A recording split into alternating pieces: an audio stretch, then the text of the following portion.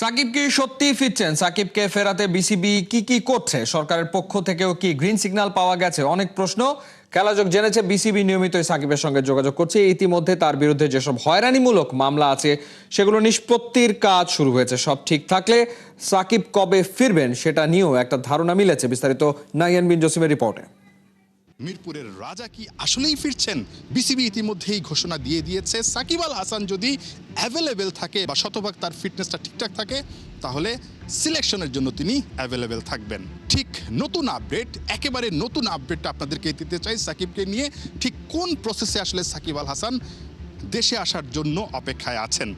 আপনারা নিশ্চয়ই বিভিন্ন সোশ্যাল মিডিয়ায়, বিভিন্ন সাইটে, বিভিন্ন জায়গায় দেখেছেন যে সাকিব আল হাসানের মাগুরার বাড়িটা পরিষ্কার পরিচ্ছন্ন করা হচ্ছে, প্রস্তুত করা হচ্ছে সাকিব আল হাসান আসবে বলে। সেটাও একটা ইন্ডিকেশন, বাট তার চাইতে বড় আপডেটটা হচ্ছে সাকিব আল হাসানকে দেশে ফিরিয়ে আনার জন্য আসলে কোন প্রক্রিয়া অনুসরণ করা হচ্ছে। যার নেতৃত্বে ছিলেন পরিচালক আসিফ আকবর, তিনি মূলত সব কিছু আসলে দেখভাল করছেন বা সাকিবকে ফিরিয়ে আনার যে প্রক্রিয়াটা, সাকিবের সঙ্গে যোগাযোগের যে প্রক্রিয়াটা তিনি আসলে মেনটেন করছেন। একই সঙ্গে আজকে ভোরবেলায়, যদিও আমেরিকাতে আসলে দিন ছিল, ঠিক আজকে ভোরবেলাতে সাকিব আল হাসানের সঙ্গে যোগাযোগ করেছে বিসিবির পক্ষ থেকে এবং তার সঙ্গে আলাপ আলোচনা করে জানতে চাওয়া হয়েছিল যে কোন প্রক্রিয়াতে আসলে সাকিব আল হাসান ফিরে আসতে পারেন। যে প্রক্রিয়া চলছে, যেভাবে আসলে প্ল্যান করা হয়েছে, যতটুকু জানা গেছে তিনি সামনে যে দেশের মাটিতে মার্চে পাকিস্তানের বিপক্ষে হোম সিরিজটা আছে, ওয়ানডে সিরিজটা আছে, সেই ওয়ানডে সিরিজের জন্য প্রস্তুতি নিয়ে তিনি দেশে ফিরতে চান। এমনটা হলে খুব সম্ভবত ফেব্রুয়ারির শেষের দিকে অথবা মার্চের শুরুর দিকে হয়তোবা সাকিব আল হাসানকে দেখা যেতে পারে বাংলাদেশের মাটিতে বা এই মিরপুরের হোম অফ ক্রিকেটের সবুজ গালিচায় তাকে হয়তোবা দেখা যেতে পারে সব কিছু ঠিকঠাক থাকলে। এই যে প্রক্রিয়াটা চলছে, এই প্রক্রিয়ার মধ্যে অনেকগুলো বিষয় জড়িত আছে, বাট বিসিবি যে প্রেস কনফারেন্সটা সবশেষ করেছিল তারা একটা বিষয় কিন্তু ক্লিয়ার করেছে যে তার অ্যাভেলেবিলিটি এবং তার ফিটনেসটা আপ টু দ্য মার্ক না থাকে, সিলেকশনের জন্য তো তিনি আসলে দিন শেষে খেলার জন্য যোগ্য প্রমাণিত হবেন না বা তারা আসলে সিলেকশনের আওতায় তাকে আনবেন না। সো ওই জায়গাটা একটা ব্যাপার আছে। সাকিব নিশ্চয়ই এই সময়টাতে বিষয়গুলো নিয়ে কাজ করছেন। সাকিবের কি করতে হবে সাকিব নিশ্চয়ই জানেন। অনেক আলোচনা আছে, অনেক বিতর্ক আছে সাকিবকে নিয়ে, অনেক মামলা নিয়ে আসলে অনেক প্রশ্ন আছে। তবে সব কিছু যখন একটা জায়গায়, একটা বিন্দুতে মিলিত হবে বা একটা জায়গায় পৌঁছাবে, তখনই সাকিবের আশাটা আসলে নিশ্চিত হবে। নাহিয়ান বিন জসিম, ৭১, ঢাকা। পাকিস্তান ক্রিকেট বোর্ডের ইউটার্ন বিশ্বকাপে যাওয়ার সম্ভাবনায় বেশি, তবুও কেন বয়কটের নাটক করছে? বাংলাদেশকে সাপোর্ট দেওয়ার কথা বলে কি আইসিসি আর বিসিসিআই কে চাপে রাখছে? মাইন্ড গেম খেলছে? শোনা যাচ্ছে বিশ্বমঞ্চে পাকিস্তান ম্যাচ জিতে বাংলাদেশিদের উৎসর্গ করবে। প্রশ্ন হলো, জয় পাওয়ার মতো অবস্থায় আছে কি সালমান আগারা? সাইফুল রূপকের রিপোর্ট। সুরিয়া হার্দিকরা হারলে, ভারত হারলে বাংলাদেশিরা জিতে যাবে, পাকিস্তান জিতলে টাইগার ভক্তরা উৎসবে মাতবে। বিশ্বমঞ্চে কলম্বোতে ভারতকে হারিয়ে সেই জয়টা বাংলাদেশি সাপোর্টারদের, বাংলাদেশি ক্রিকেটারদের উৎসর্গ করার একটা ভাবনা চিন্তা আছে পাকিস্তান ক্রিকেট বোর্ডের, পাকিস্তান ক্রিকেটারদের। কিন্তু তাদের সেই সামর্থ্য কি আছে? তারা কি ভারতকে হারাতে পারবে? অনেকে তো বলছে ভারত তো দূরের কথা, গ্রুপ স্টেজের অন্য ৩ প্রতিপক্ষ পাকিস্তান ক্রিকেট দলকে চোখ রাঙানি দিচ্ছে। বিশেষ করে ইউএসএ সবশেষ যে টি-20 বিশ্বকাপ ২০২৪ সালে, সেই বিশ্বকাপেও পাকিস্তানকে হারিয়েছিল। গ্রুপের অন্য ২ দল নামিবিয়া এবং নেদারল্যান্ডসও কম শক্তিশালী না, তারাও জায়ান্ট কিলার। তাদেরকেও আসলে হারাতে হলে পাকিস্তানকে অনেক বেটার ক্রিকেট খেলতে হবে। পাকিস্তান ক্রিকেট দল আনপ্রেডিক্টেবল, মাঠের ক্রিকেটে তারা যে আসলে অনেক চমক দেখাতে পারবে সেই বিশ্বাসটাও অনেকের নেই। তবে মাঠের বাইরে অফ দ্য ফিল্ডে দারুণ খেলা খেলছে পাকিস্তান ক্রিকেট বোর্ড। অর্থাৎ বাংলাদেশের সঙ্গে আইসিসির যে একটা টানাপোড়েন শুরু হয়েছিল ভারতে খেলা না খেলা ইস্যুতে, নিরাপত্তা ইস্যুতে, সেই জায়গাটাতে বিসিসিআই, আইসিসি একদিকে, বাংলাদেশ, পাকিস্তানও ভালোভাবেই বাংলাদেশ ক্রিকেট বোর্ডকে সাপোর্ট দিয়েছে। শেষমেশ তো আসলে বাংলাদেশের দাবি না মানায়, যৌক্তিক দাবি না মানায় বাংলাদেশ বিশ্বকাপ থেকে সরেই গেল। কিন্তু পাকিস্তান এখনও খেলছে, এমন একটা ভাব নিচ্ছে পাকিস্তান ক্রিকেট বোর্ডের কর্তারা যে বাংলাদেশের যৌক্তিক দাবির তারা পাশে আছে। কিন্তু অনেকেই বলছে যে সাম্প্রতিক সময়ে দুই দেশে যে টানাপোড়েন, অর্থাৎ ভারত পাকিস্তান এশিয়া কাপে হাত মেলানো হয়নি, ট্রফি নিয়ে একটা নাটকীয়তা আছে, যে কারণে আইসিসি, ইন্টারন্যাশনাল ক্রিকেট কাউন্সিল এবং বিসিসিআই যে ভারতীয় ক্রিকেট বোর্ড, তাদেরকে একটু চাপে রাখার জন্যই পাকিস্তান ক্রিকেট বোর্ড, পাকিস্তান সরকার আসলে চাপে রাখছে। তারা এখনও চূড়ান্ত সিদ্ধান্ত জানায়নি যে তারা বিশ্বকাপে যাবে কিনা। তবে যতটুকু আসলে পাকিস্তান থেকে খবর পাওয়া যাচ্ছে যে পাকিস্তান ক্রিকেট বোর্ড পাকিস্তান দলকে বিশ্বকাপে পাঠাবে, অলরেডি টিকিটও বুকিং দিয়ে দেওয়া হয়েছে। হয়তো দু একদিনের মধ্যে বা 2-3 দিনের মধ্যেই সেই সিদ্ধান্তটা জানিয়ে দেবে এবং বিশ্বকাপে অংশ নেবে। ভারত ম্যাচও খেলবে, কারণ ভারত পাকিস্তান ম্যাচেই তো সবচেয়ে বেশি টাকা, সবচেয়ে বেশি ডলার আসে। এর চেয়ে লোভনীয় বা আকর্ষণীয় ম্যাচ তো ওয়ার্ল্ড ক্রিকেটেও নেই। তো সেই ম্যাচটা মিস করার কোনো কারণেই আসলে কেউ দেখছে না। তবে বাংলাদেশকে সাপোর্ট যে বিষয়টা, সেটা বিশ্বকাপেও চলমান থাকবে পাকিস্তানের। পাকিস্তান যদি বিশ্বকাপে ম্যাচ জেতে, সেই জয়গুলো বাংলাদেশিদের উৎসর্গ করবে, বাংলাদেশিদের পাশে থাকার যে বার্তাটা সেই ম্যাচ জয়ের পর জানাবে। কিন্তু ম্যাচ আসলে জিততে পারবে কিনা, বড় ম্যাচ ভারত ম্যাচ, সেই ম্যাচেই আসলে পাকিস্তান জিততে পারবে কিনা সেটাই অনেকে শঙ্কা করছে। তবে ভারত পাকিস্তান ম্যাচ নিয়ে কলম্বোতে অনেক নিরাপত্তা ব্যবস্থার জোরদার থাকবে। শ্রীলঙ্কা সরকার থেকে জানিয়ে দিয়েছে সেই ম্যাচকে কেন্দ্র করে সর্বোচ্চ নিরাপত্তা ব্যবস্থা থাকবে, কারণ দুই দেশ থেকেই, ভারত এবং পাকিস্তান দুই দেশ থেকেই অনেক সংবাদকর্মী যাবে, অনেক দর্শকরা যাবে। তো একটা উৎসবমুখর পরিবেশ থাকবে। 15 ফেব্রুয়ারি পাকিস্তান জিতলে, ভারত হারলে বাংলাদেশিদের জয় হবে। পাকিস্তানের ক্রিকেটাররা কি বাংলাদেশি সাপোর্টারদের মুখে হাসি ফোটাতে পারবে ব্যাট বলের পারফরমেন্স দেখিয়ে কলম্বোতে? সাইফুল রূপক, 71।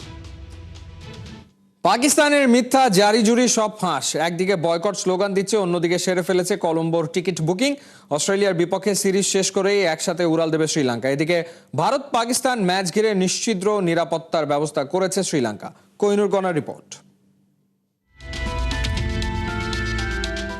আইসিসির এই অবিচার মানি না, মানব না। বন্ধুর প্রতি সংহতি কণ্ঠে স্লোগান। বাংলাদেশের জন্য পূর্ণ সমর্থন। স্থগিত পাকিস্তানের বিশ্বকাপ প্রস্তুতি। জারি আছে বয়কটের হুমকি। বাংলাদেশের প্রতি পাকিস্তানের দরদটা যেন একটু বেশি। যেখানে সবার মুখে একটাই মন্ত্র, নিজে বাঁচলে বাপের নাম, সেখানে পাকিস্তান কেন হচ্ছে আত্মঘাতী? এই প্রশ্নের উত্তর একটাই, ঝোপ বুঝে কোপ মারতে পাকিস্তান বড্ড শেয়ানা।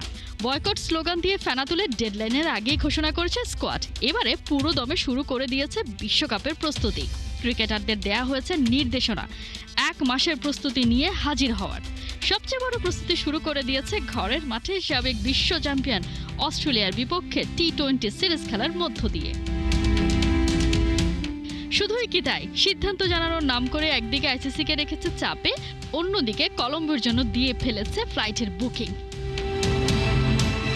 টেলিকম এশিয়া স্পোর্ট বলছে এর মধ্যে কলম্বোর জন্য তাদের ফ্লাইট বুক করে ফেলেছে। অজিদের বিপক্ষে 3 ম্যাচ টি-20 সিরিজ শেষ হলেই সালমান আলী আগার নেতৃত্বাধীন দলটা অস্ট্রেলিয়ার সঙ্গেই কলম্বের উদ্দেশ্যে উড়াল দেবে। রিপোর্ট আরও বলছে শুক্রবারের মধ্যে পিসিবি চেয়ারম্যান মোহসিন নকভির কাছ থেকে আসবে চূড়ান্ত সিদ্ধান্ত। গুঞ্জন আছে 15 ফেব্রুয়ারি ভারতের বিপক্ষে ম্যাচটা বয়কট করতে পারে পাকিস্তান। সেটা সম্ভাবনাও এখন অনেক কম। বিশ্বকাপের সবচেয়ে সেন্সিটিভ ম্যাচটাকে হোস্ট শ্রীলঙ্কা দিচ্ছে হাইয়েস্ট প্রায়োরিটি। দেশটির স্পোর্টস মিনিস্টার নিশ্চিত করেছেন ভারত পাকিস্তান ক্ল্যাশে থাকবে নিশ্চিদ্র নিরাপত্তা। অতঃপর হিসেবটা জলবৎ তরলং। বাংলাদেশের জন্য নিজেদের সর্বনাশ ডেকে আনবে না পাকিস্তান। 7 ফেব্রুয়ারি শুরু হওয়া টি-20 বিশ্বকাপে উদ্বোধনী ম্যাচটাই খেলবে সালমান অ্যান্ড কো।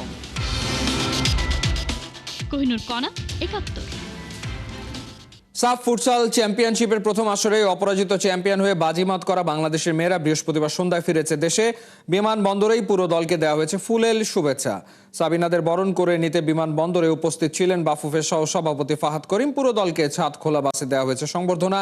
সেই বাসে করেই চ্যাম্পিয়নদের নিয়ে আসা হয় হাতিরঝিলে। সেখানে আয়োজন করা হয়েছে বিশাল এক গ্র্যান্ড রিসেপশনের। অনুষ্ঠান শেষে জলসিঁড়িতে হবে নৈশভোজ। পুরো সংবর্ধনা কার্যক্রম শেষে চ্যাম্পিয়ন ফুটসাল দলকে নেওয়া হবে গুলশানের একটি হোটেলে।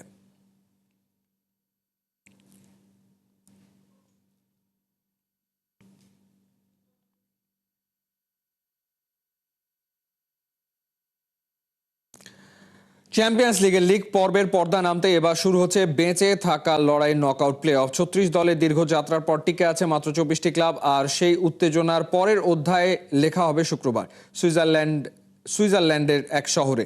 ইউরোপের ভাগ্য নির্ধারণী ড্র, কে কার মুখোমুখি হচ্ছে সেসবই জানাচ্ছেন জুবায়ের নূর। লিগ পর্ব শেষ, এখন আর পেছনে তাকানোর সুযোগ নেই। একদিকে স্বস্তির নিঃশ্বাস, অন্যদিকে চাপা উৎকণ্ঠা, কারণ এখান থেকেই যে শুরু হবে সরাসরি বাদ পড়ার শঙ্কা। ইউরোপের জায়ান্ট হোক কিংবা অঘোষিত চ্যালেঞ্জার, এক ভুলেই বিদায়। লিগ পর্বে দুর্দান্ত পারফরমেন্সে সেরা 8-এ জায়গা নিশ্চিত করেছে Arsenal, Bayern Munich, Liverpool, Tottenham, Barcelona, Chelsea, Sporting CP ও ম্যানচেস্টার সিটি। তারা সরাসরি শেষ 16। অপেক্ষা শুধু প্লে অফ শেষে কারা হবে তাদের প্রতিপক্ষ।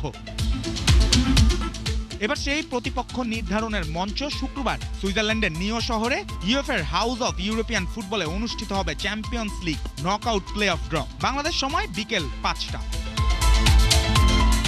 ড্রয়ের নিয়মও পরিষ্কার। লিগ পর্বে 9 থেকে 24 নম্বরে থাকা দলগুলোকে করা হয়েছে সিডেড ও আনসিডেড জোড়ায়। 9-10 খেলবে 23-24-এর বিপক্ষে, 11-12 মুখোমুখি হবে 21-22-এর, 13-14 বনাম 19-20 আর 15-16 খেলবে 17-18-এর সঙ্গে। একই দেশের ক্লাব মুখোমুখি হওয়ায় নেই কোনো বাধা। এবারের প্লে অফ ব্র্যাকেটেই জমে উঠেছে উত্তেজনা। রিয়াল মাদ্রিদ অথবা ইন্টার মিলান, সামনে বেনফিকা কিংবা বোর্ডো গ্লিম। পিএসজি অথবা নিউক্যাসল মুখোমুখি হতে পারে মোনাকো বা কারাবাগে। ইউভেন্টাস কিংবা আতলেতিকো মাদ্রিদের সম্ভাব্য প্রতিপক্ষ গালাতাসারাই বা ব্রুগ। আর আতালান্তা অথবা লেভারকুজেন চ্যালেঞ্জ নিতে পারে ডর্টমুন্ড কিংবা অলিম্পিয়াকোস। এই প্লে অফই শেষ নয়, এখান থেকেই শুরু হবে 2 লেগের যুদ্ধ। প্রথম লেগ 17 ও 18 ফেব্রুয়ারি, দ্বিতীয় লেগ 24 ও 25 ফেব্রুয়ারি 2026। লিগ পর্ব শেষ, কিন্তু ইউরোপের রাজ সিংহাসনের লড়াই তো এখনই জমে উঠেছে। শুক্রবারের ড্রতেই স্পষ্ট হবে কার সামনে স্বপ্ন আর কার সামনে দুঃস্বপ্ন।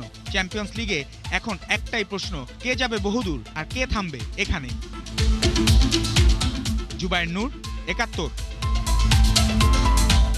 ইউরোপীয় ফুটবলের রাজমুকুট চ্যাম্পিয়ন্স লিগ, আর সেই মুকুটের লিগ পর্বের শেষ রাত যেন রীতিমতো আগ্নেয়গিরির অগ্নুৎপাত।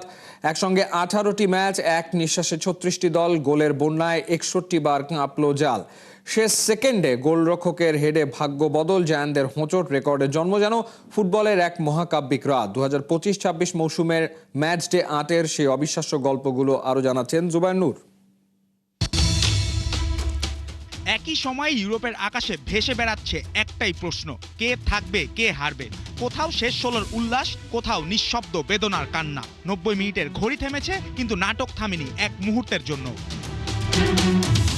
ইংল্যান্ডের ফুটবলের জন্য ছিল প্রায় নিখুঁত এক রাত। ইতিহাসে প্রথমবার 6টি ইংলিশ ক্লাব একই সঙ্গে চ্যাম্পিয়ন্স লিগে, আর তার মধ্যে 5টি সরাসরি শেষ 16। লিভারপুল, ম্যানচেস্টার সিটি, টটেনহ্যাম ও চেলসির জয় নিশ্চিত করলো নকআউট। আর ইতিহাস গড়া আর্সেনাল তো লিগ পর্বে টানা 8 জয়ে নিজেদের শ্রেষ্ঠত্ব আগেই লিখে রেখেছে। তবে শেষ মুহূর্তে হার্ভি বার্নার্সের মিসে যেন আটকে গেল নিউক্যাসলের শ্বাস। পিএসজির মাঠে 1 পয়েন্টের ড্র আর প্লে অফের কঠিন বাস্তবতা।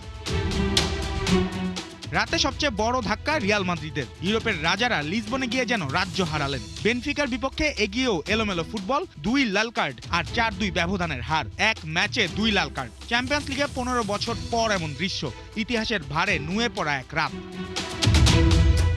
কিন্তু ইতিহাস লেখা তখনও ছিল বাকি। 98 মিনিটে বেনফিকার ফ্রিকিক, সামনে উঠে এলেন গোলরক্ষক আনাতোলি ক্রুবিন। পুরো স্টেডিয়াম দাঁড়িয়ে, শ্বাস বন্ধ, হেডার গোল। গোলরক্ষকের গোলে কাঁপল রিয়ালের জাল। ইউরোপীয় প্রতিযোগিতায় রিয়াল মাদ্রিদের বিপক্ষে গোল করা প্রথম গোলকিপার ক্রুবিন। শেষ টাচেই বদলে গেল ভাগ্য। প্লে অফে বেনফিকা বিদায় মার্সেই। ফুটবল যে নিষ্ঠুরভাবে সুন্দর, এই গোলেই যেন তার প্রমাণ। রিয়ালের হারেও একজন মুখে হালকা হাসি রাখতে পারেন, তিনি কিলিয়ান এমবাপ্পে। জোড়া গোল করে লিগ পর্ব শেষ করলেন 13 গোলে, আর মাত্র 4 গোল দূরে এক মৌসুমে চ্যাম্পিয়ন্স লিগের সর্বোচ্চ গোলের রেকর্ড। প্লে অফ মানে বাড়তি ম্যাচ, বাড়তি সুযোগ আর রেকর্ড ভাঙার গতিতে এমবাপ্পে এখন টার্বো গতিতে। নাটকের আরেক অধ্যায় নাপোলি। সাবেক গুরু আন্তোনিও কন্তের বিপক্ষে চেলসি যেন ডুবে যাচ্ছিল অতল গহ্বরে। এগিয়ে থেকেও পিছিয়ে টেবিলে নেমে যায় 13 নম্বরে। পরিসংখ্যান বলছিল সম্ভাবনা মাত্র 12% আশপাশ। ঠিক তখনই আবির্ভাব জোয়াও পেদ্রোর। 2 গোল, 2 মুহূর্তের বিদ্যুৎ ঝলক। চেলসি এক লাফে উঠে যায় সেরা 8-এ। ফুটবলে বিশ্বাস থাকলে যে অসম্ভব বলে কিছুই নেই, এই ম্যাচই তার যেন জীবন্ত উদাহরণ। সবশেষে হিসাবের খাতা। সরাসরি নকআউটে Barcelona, Arsenal, Bayern Munich, Liverpool, Tottenham, Chelsea, Sporting CP ও ম্যানচেস্টার সিটি। টেবিলের বাকি 9 থেকে 24 দল খেলবে প্লে অফ। লিগ পর্ব শেষ, কিন্তু যুদ্ধ সবে শুরু। আপাতত ফুটবল প্রেমীদের চোখ শুক্রবার প্লে অফের ড্রতে। জুবায়ের নূর, 71। এই ছিল এই মুহূর্তের খেলাযোগের সরাসরি সংবাদ অনুষ্ঠান। দেখতে চোখ রাখুন 71-এর ফেসবুক পেজ এবং সাবস্ক্রাইব করুন 71-এর ইউটিউব চ্যানেল। 71-এর সাথেই থাকুন।